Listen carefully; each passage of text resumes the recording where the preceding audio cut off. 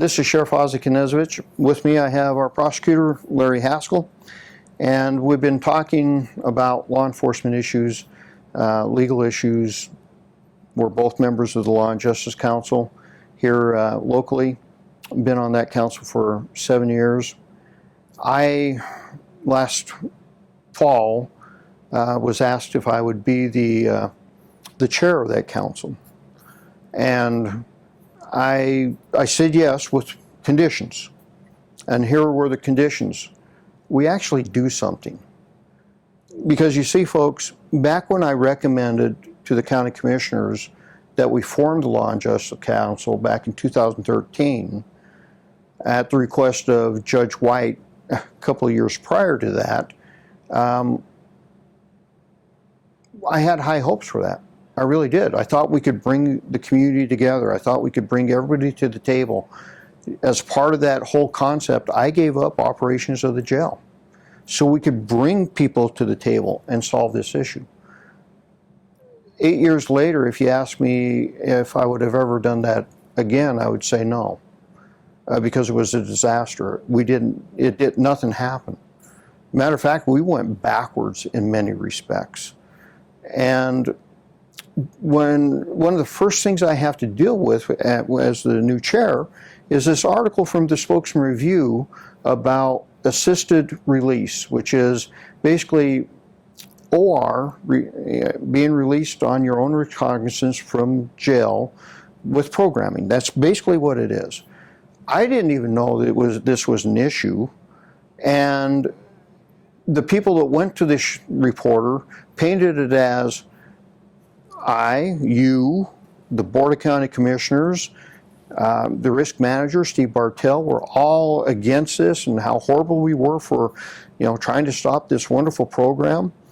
And I was like, what are you talking about? I literally had that discussion with the reporter. I said, where are you getting this information?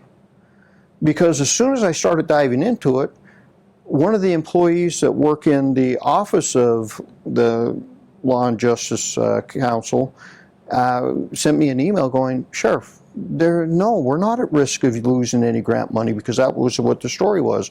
Because of our stubbornness, we were going to lose all this grant money. I talked to you. Your only concern at that point was doing your job for the county, looking at liability. Want to talk a little bit about that? Sure. So in addition to prosecuting crimes, one of the other functions, and there are a number of them under 3627 RCW, that the prosecutor performs, one of them is we assess risk on behalf of the county. And if a judge, given this supported release program, were to find no risk that this person would offend or reoffend, and would be a success on a supported release type of a program, if they found no risk, they just OR them. And the court rule demands that. If there's no risk, you OR them. So the very fact that a judge is considering a supported release program says that the judge necessarily found some degree of risk. It may be small, it may be medium, it may be large, but nonetheless, for a judge to find that supported release would be appropriate in a given case, there is of necessity a finding of some degree of risk. Knowing that and understanding that when the county puts itself at risk, I have a duty to try to the best that we can within available information to assess the risk and to give the courts as well as the Board of County Commissioners in approving any programs and that sort of thing, an assessment of what that risk could be, and if possible, propose an alternative. Initially, we did assess that there was risk, and that risk could be lessened by doing the support through the Office of County Pretrial Services. However, subsequent to that, there were numerous meetings that were held. The sheriff was involved in those, and the city was involved in those, the county risk manager, as well as Director Sparber.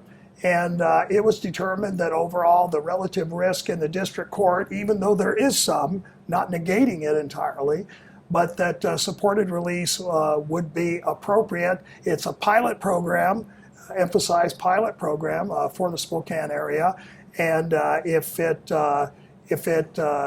works out, then that's great. But for the time being, we are in absolute support of it, and we'll launch the pilot and see how we do. You know, one of the amazing things about this story was, no matter how we tried to inform the reporter about this, about the, quite frankly, the falsehood that had been portrayed to them concerning this, they went ahead and ran with the story and painted it as if we were against supported release. Every subsequent story is, seems to refer back to it. And one of the stories was, well, what changed your mind?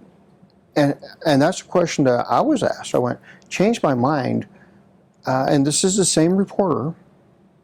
I said, what part of the first conversation with me did you not get? I didn't know anything about this until I dove into it.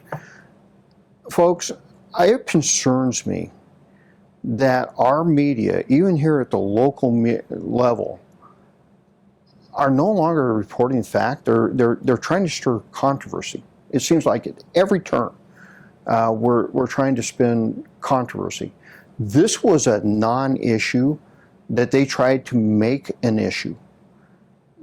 This is no longer reporting. This is basically political propaganda.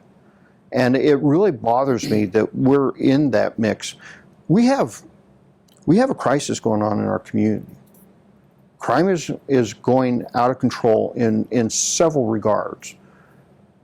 And we can't seem to get the message of the facts out there. I guess that's one of the reasons that Larry and I wanted to do these few series of reports on these issues, because we're really concerned that you're not getting the facts. We're really concerned that you're only hearing one side of this issue. So we'll be back with another discussion on another topic. Just something for you all to think about. Have a good day.